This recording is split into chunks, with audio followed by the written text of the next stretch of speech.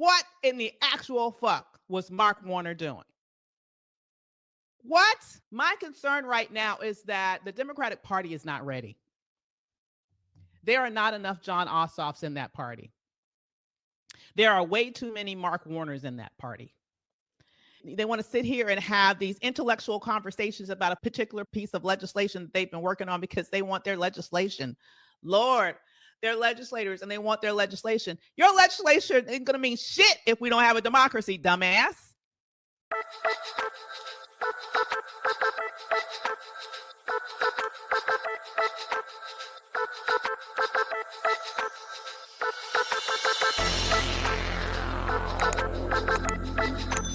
What up, what up, what up, my fearless fighters? This is Dr. Avis, and I am back for another episode of Fearless Politics. Oh my God, this is yet another what in the actual fuck moment, is it not?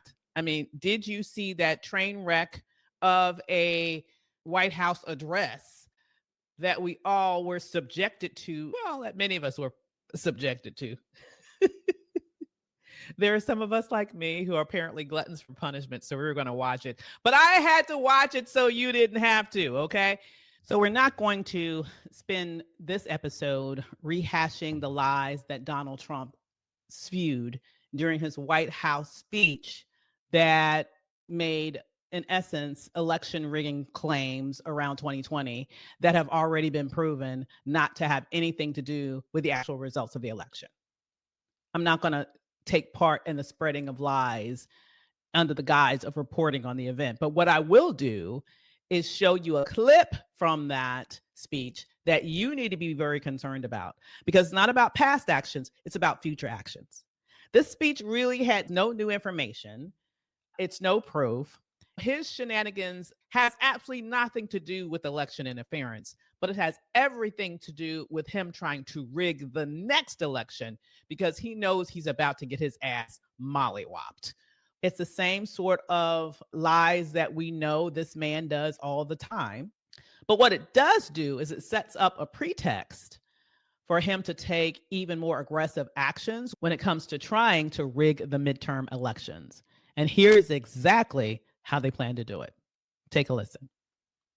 In light of the brand new and irrefutable information I have revealed tonight, my administration is in the process of notifying the states whose election data was compromised by the People's Republic of China and many others.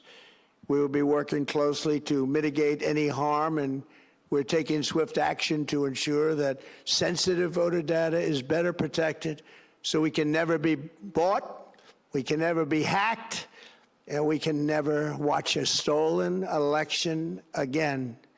So I want you to ask yourself, what does he mean when he's saying they're going to work with those states that have been tampered with by China in terms of the upcoming elections? I'm going to tell you what he's alluding to.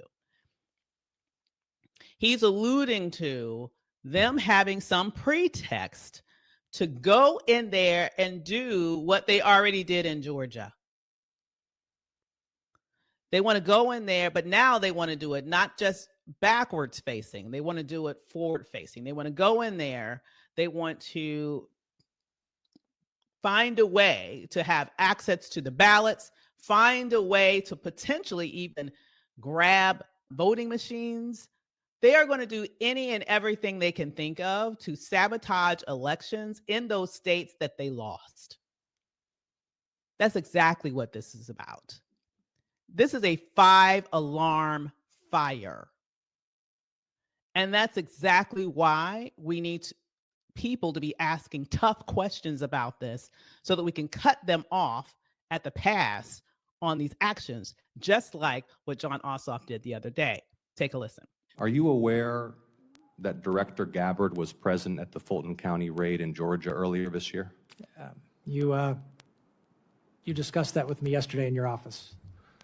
Are you aware that Director Gabbard was present at the Fulton County raid earlier this year?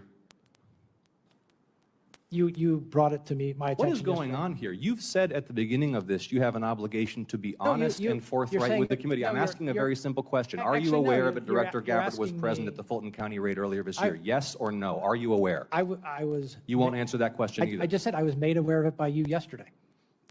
The first time you learned that Director Gabbard was present at that raid was in my office yesterday? It was the first time that, in my recollection, I've thought about it recently. Now, was I aware of it before? What?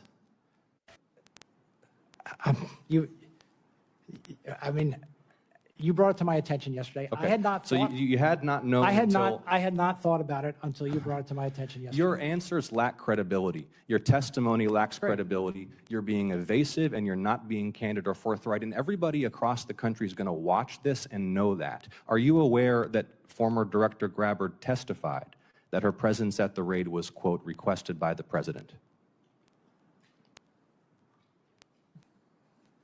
I'm not aware of that until now. Okay, you are now aware of that. Yeah. Are you aware that members of this committee are already probing Director Gabbard's potential misconduct in this matter? No, I don't. I'm not privy to your probe into. Are you aware that the General Counsel and Deputy General Counsel of your office have already provided testimony to this committee regarding this matter? No. If the White House Chief of Staff or the President asks you to travel somewhere across the United States and oversee the execution of a domestic search warrant on a sensitive election facility, will you do it? Is that appropriate? Is that appropriate for the Director of National Intelligence? That's a hypothetical. We all know it's not appropriate. Senator for the Ossoff, your Director of time has National expired. Intelligence. Will you answer the question? Your time has expired. Will you, Senator will you give him the opportunity to answer the question? Is this not material right now, sir? Is it appropriate for the Director of National Intelligence to oversee the execution of domestic search warrants at sensitive election facilities? Yes or no? I think you're asking me, as you just said in your first comment to me. Yes or no? Is it appropriate? Look, No? you are asking me to comment on a matter that you just said was under investigation. No, I'm asking not you- gonna- Okay, Senator I'm not gonna Ossoff, do- your time is expired. Disqualifying. Vice Chairman, do you have anything to add? Senator King, I did not recognize you. I recognize the Vice Chairman. Senator Collins. Senator King, I did not recognize you. I recognize the Vice Chairman. Mr. Vice Chairman, will you make the point? I will make a point. I want to make a couple points. One, I strongly disagree with you about the issue of drug trafficking being more important at this point than... Senator Warner, what the fuck are you doing? What in the actual fuck are you doing? You saw how Tom Cotton was about to bust a blood vessel because you had John Ossoff going down a very critical line of inquiry regarding what this person may do to specifically steal ballots in the next election. And he was able to successfully run out the clock and not answer that question. Tom Cotton knew who to let speak next. Yes, he did. He came to you, and now you're talking about something completely different that I don't give a fuck about. Has absolutely nothing to do with voting rights. It has nothing to do with the fact that they're going to try to steal this next election. John Ossoff understood the assignment. You clearly do not. And this is why we need people in power that are ready for this moment. What in the actual fuck was Mark Warner doing? What? Think about that now in the context of having that speech that Trump just gave. Everybody knew it was coming. Mark Warner knew it was coming. It hadn't happened yet at the time of this hearing, but everyone knew it was going to happen.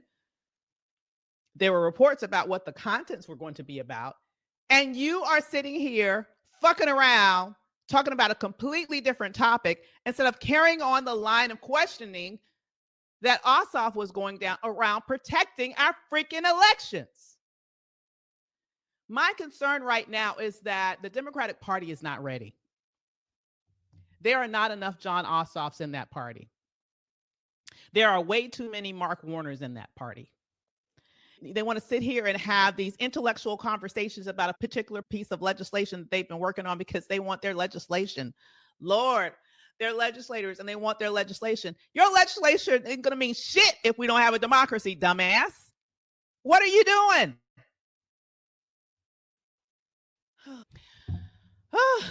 A mess, an entire mess.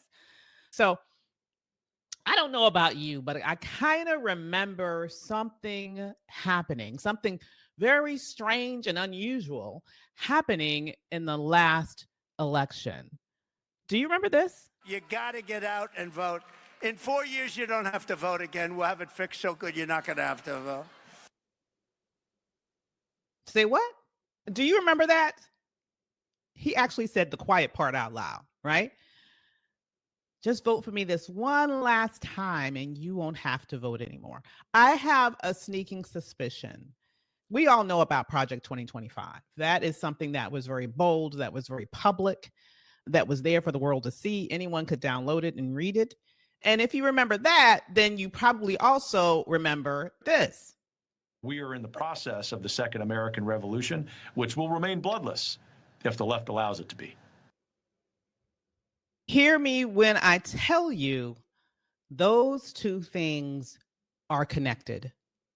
They are connected. Now, just to remind you, that's the head of the Heritage Foundation, the organization that was able to compile and create Project 2025, the legislative roadmap, quite frankly, not even a legislative roadmap. You heard from the president of the organization himself. That is a revolutionary roadmap. In fact, I would say it is a roadmap to a coup. And what are they if not the same thing, right? This is about taking over the government. This is about installing their own leader instead of supporting this democracy. This is a concerted attempt, in fact, to undermine our democracy. You might recall that in one of our previous episodes, I shared that research shows that white people who hold racially intolerant views are more likely to prefer a dictatorship over a democracy. When you hear the head of the Heritage Foundation, the very organization that developed Project 2025, say, hey, this is a revolution and it will remain bloodless if the left allows it to be, at virtually the same time that you are hearing Trump say, you just have to vote this one time and you'll never have to do it again. How much more obvious does it really need to be in terms of what is really going on right here? This is a coup in real time. And what we saw in the White House as a result of this grand announcement that Trump made of information that this nation has known for over 6 years, information that his own administration concluded didn't amount to anything.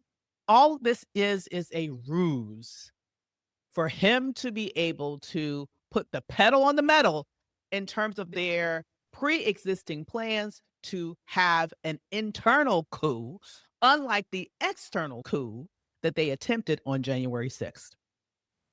Here is what I know. What I saw on that screen, telling all of these fanciful tales about what happened with China and the election, what I saw was really a very small man. Not physically, obviously, but in terms of his level of confidence, in terms of his self-assuredness, I saw someone that was scared shitless.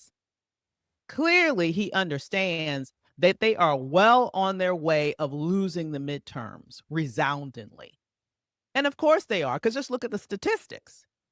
He has a disapproval rating of 65% right now. 65% of Americans don't like his ass, do not approve of this administration. 66% say they can't even afford groceries.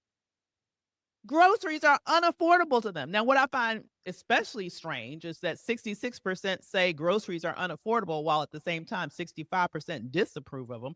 So I'm wondering who the hell is that 1% that can't afford to eat, but still supports his ass?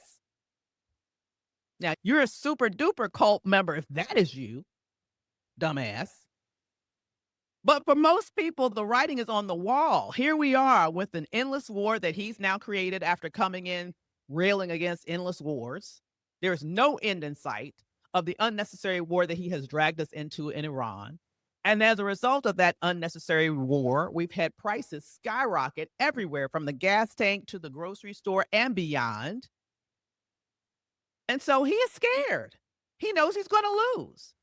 On top of all that, you have enthusiasm up the wazoo on the Democratic side. People cannot wait to get to the polls in November. So look at the numbers that he's looking at. He knows he's behind statistically. He knows that there is a huge enthusiasm gap. What does he need to both take control of the election so that he can hide votes, make it harder for people to vote, all of the things, while at the same time encouraging his people to come out who either are going to stay at home or potentially even vote against the Republican Party. And so voila, here is this plan that they have hatched. And you cannot make me think for 1 minute that as meticulous as they were with developing Project 2025, that we all got a chance to see, that they weren't at least just as meticulous with developing plans for taking over and bringing down this democracy that we all didn't get to see.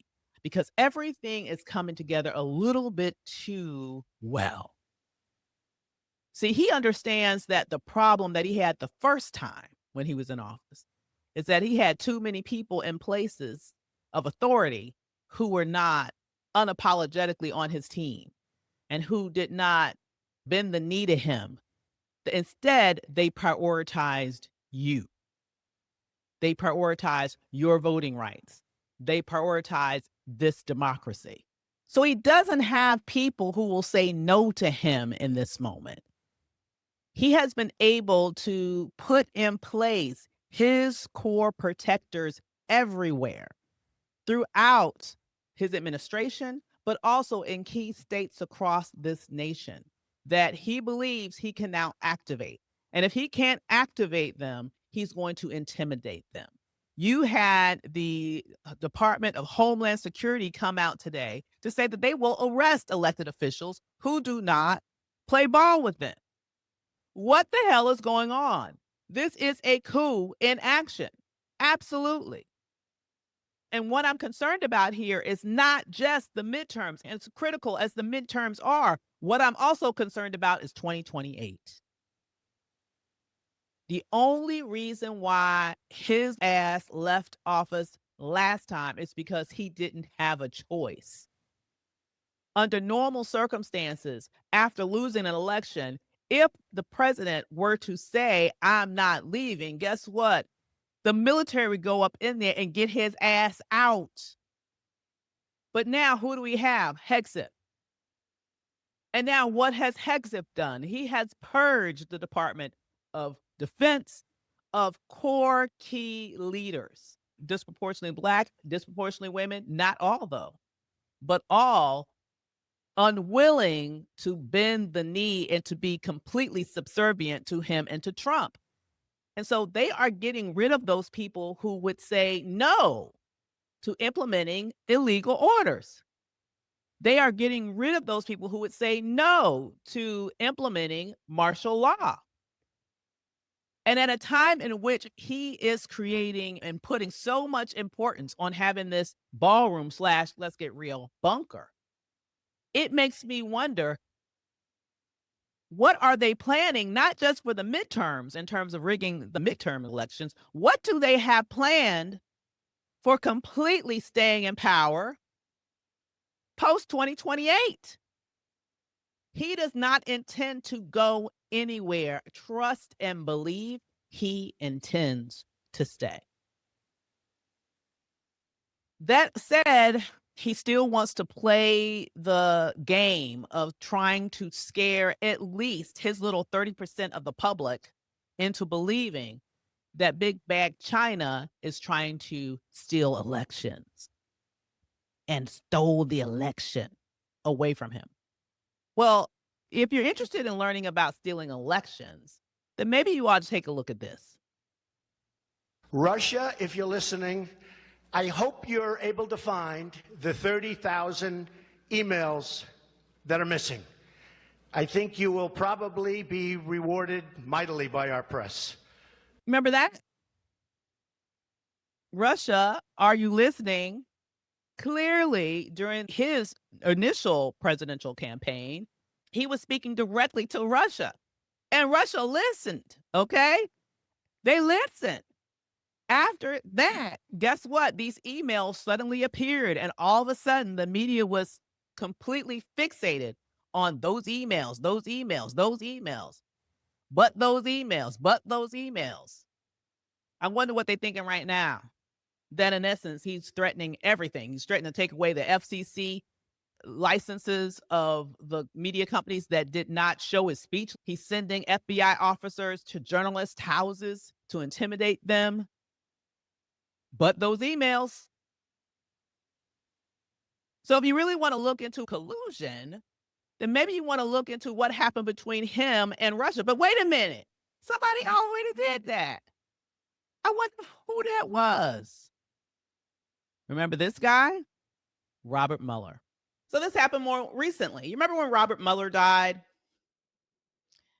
and Trump fired off this tweet?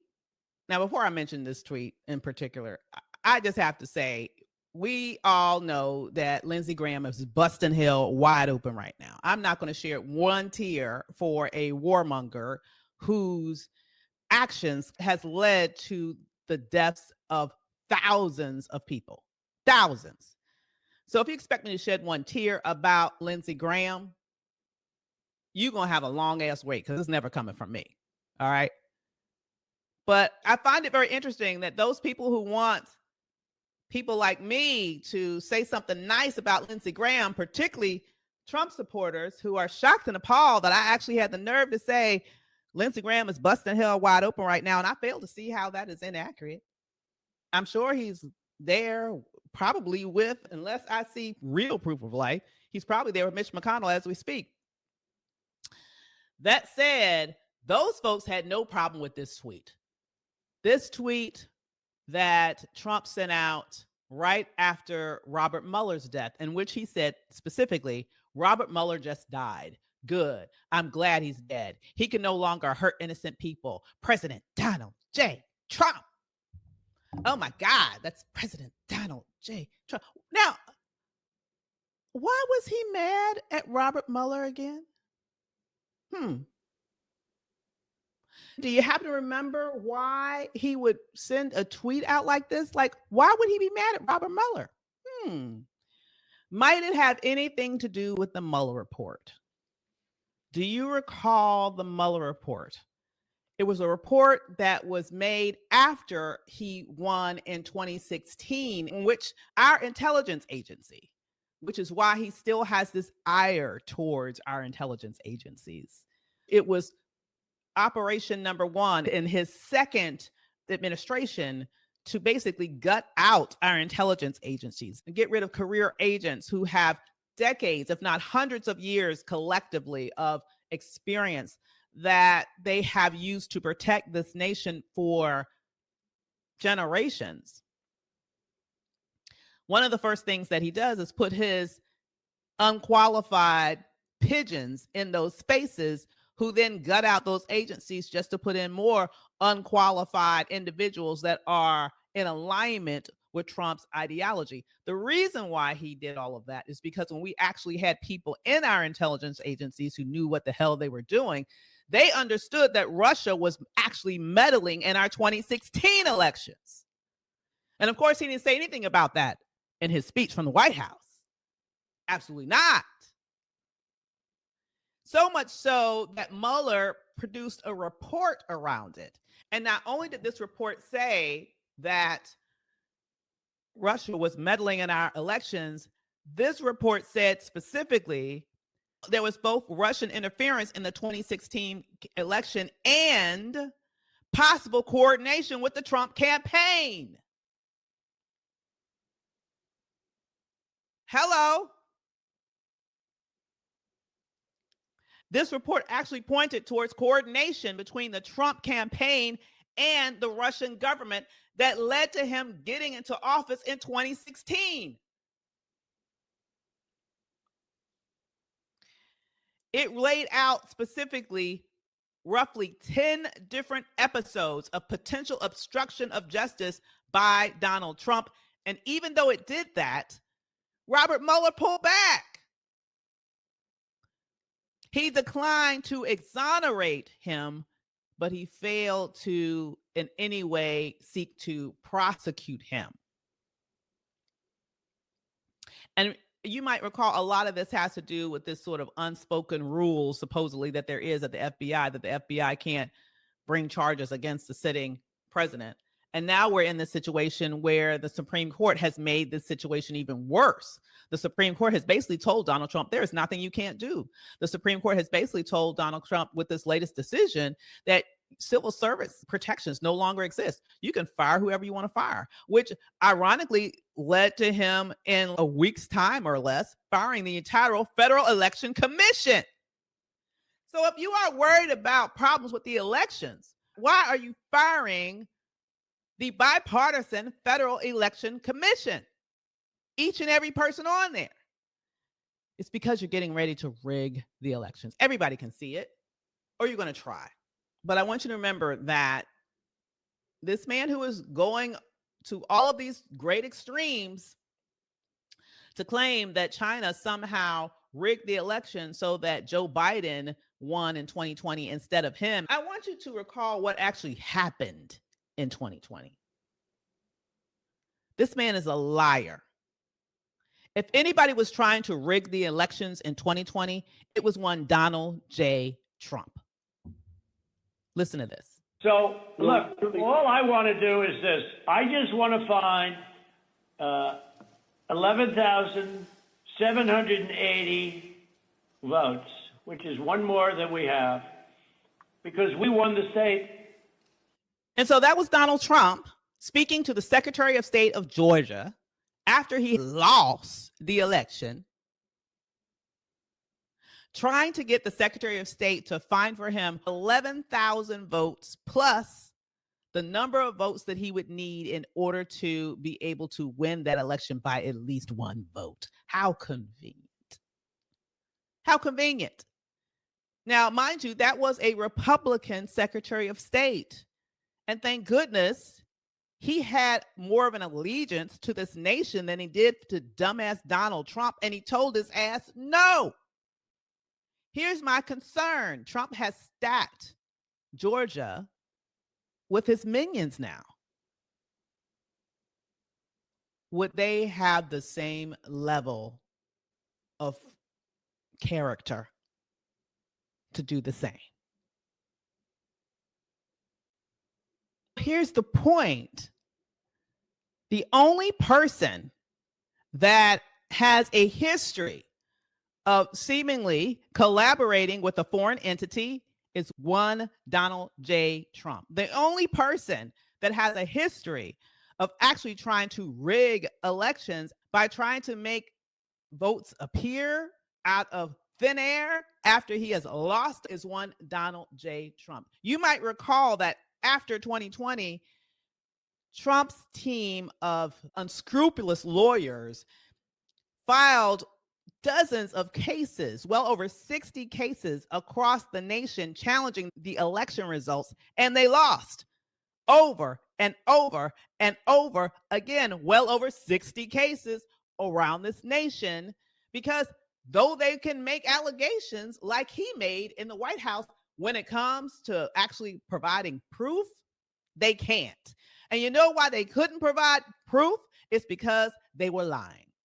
If there is one consistency about Donald Trump, it is that he is an evil liar. This is a critical moment. We are here in the first place because not only do we have this unscrupulous president, we have an unscrupulous president that has put in place incompetent and unscrupulous people in key positions all around not only the federal government, but quite frankly, they are in key positions across this nation. Listen, you in danger, girl. They are going after your vote as we speak.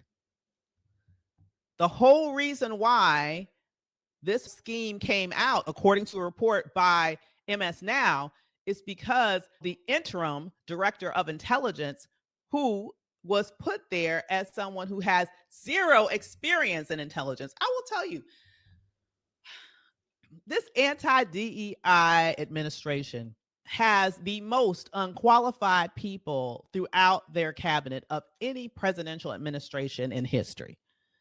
Person after person after person is unqualified. Unqualified in terms of the subject area that they're over, but they're very qualified when it comes to their allegiance to Donald Trump. So you had this unqualified interim person put as director of intelligence. The minute he goes in there, he fires a whole bunch of people. He brings in as his chief of staff someone whose claim to fame was being the primary conspiracy theorist behind Pizzagate that led to the arrest of one fool who actually believed it and drove all the way up to Washington, D.C. to go into a pizza shop with a gun, supposedly looking for little kids that were not there. But he ended up getting his ass arrested because he believed the lie. And now here we are. Those same idiots are in charge of helping to orchestrate this whole thing. And I'm kind of wondering, maybe this is why Tulsi Gabbard isn't there anymore, because she refused to do this shit. And I'm not a fan of Tulsi Gabbard, but the way she was let go was kind of weird. She was let go suddenly, unceremoniously. They're claiming it had to do with the health of her husband. We haven't heard shit from her. We haven't seen shit from her. She was just let go all of a sudden. I would not be surprised if she said, okay, that might be a bridge too far even for me. And he was like, well, okay, you're out. So he put his guy up in there, zero intelligence experience, but loyal to the bone. And now here we are with this wild display that, rightfully so, major networks like ABC and NBC refused to air because they knew it was bullshit. And even Fox, who aired it, gave a disclaimer around it, talked about it for like 10 minutes and went on to other stuff because they knew it was bullshit and they're not trying to get sued again. So because of that display, it just shows you how important it is to have not only people who actually know what they're doing in critical places and who have just a hair of integrity, hopefully. I know we don't have much to expect under this administration, but we need people with at least a hair of integrity in these positions, and they need to be called to the fore. Listen, he is laying the groundwork to steal this election.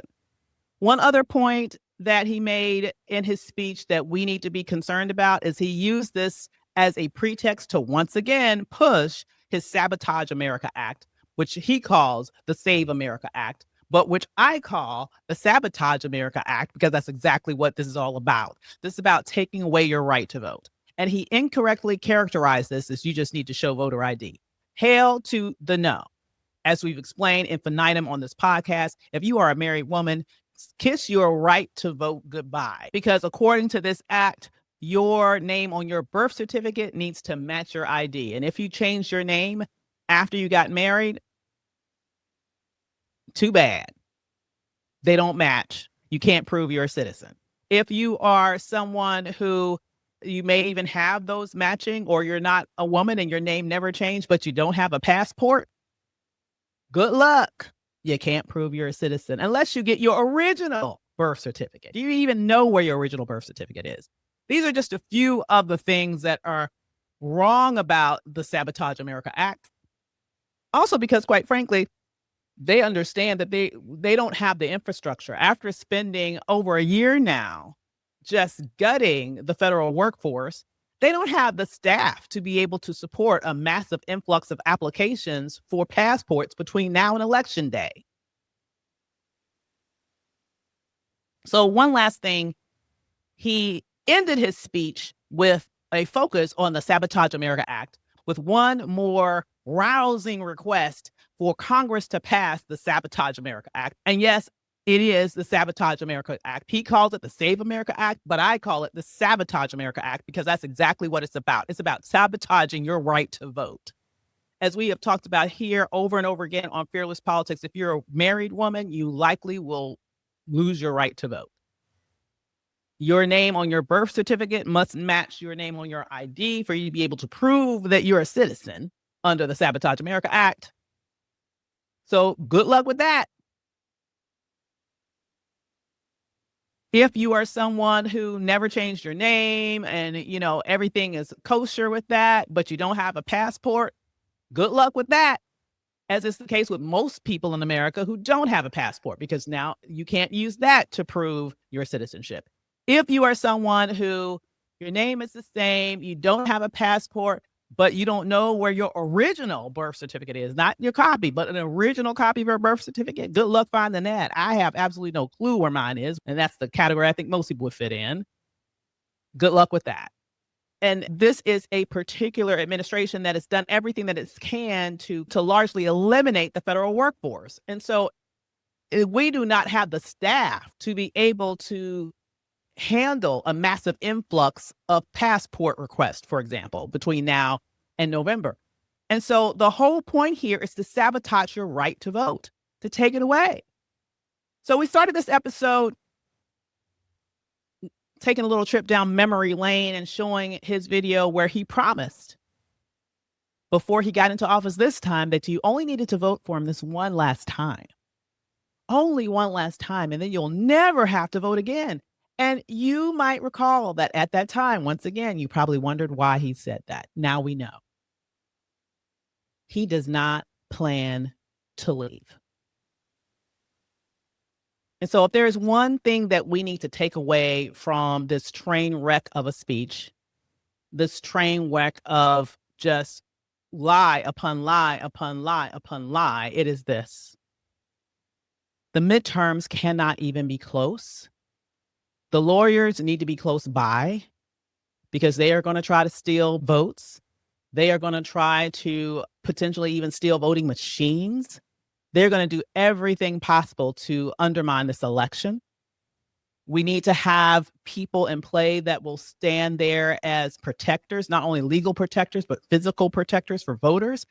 I do not take it lightly that the first thing this fool did when he got in office was to let go his goon squad out of jail. And so now you have all of these violent criminals that have been released that have an allegiance to him. People who he tried to pay out of this $1.8 billion slush fund that thankfully the federal courts got rid of. And in fact, are questioning if Todd Blanche should actually face penalties because of his desire to do this. So, this is a very precarious time. That said, we can still overcome it. And we overcome it by making sure that there are protectors there that will counteract the presence of ICE and police. We overcome it by making sure that we have our legal organizations there that will file lawsuit after lawsuit after lawsuit after lawsuit to take down their multiple efforts to try to undermine your voting rights. But most importantly, it requires that each and every one of you show up deep. This cannot be close. This needs to be an overperformance of voting, to use one of Trump's favorite phrases, the likes of which we have never seen. That's what it's going to take to win in November. And trust and believe it's what it's going to take to get his ass out of office in 2028. Because even though I understand he won't be running again, he's not going to want to give up that power. I guarantee you that. All right. So with that said, this has been a deep dive down into the muck of Trump's speech, but it's just the beginning. So continue to join me here on Fearless Politics. And some good news I want to share while I have you here. We have now ranked in the top 10% of podcasts in the world. So I want to thank you for joining me here for each and every episode. If you have not yet, please do me a favor, like, subscribe, give me some stars. If you're listening to me, write a review, all of the good things, because we want more people to be exposed to this very, very important perspective. And be on the lookout because I have a new schedule that will be launching soon. Well, you'll see me multiple times a week, and not a moment too soon, because if ever there was a time to be fearless, that time is now. I'll see you on the next episode of Fearless Politics.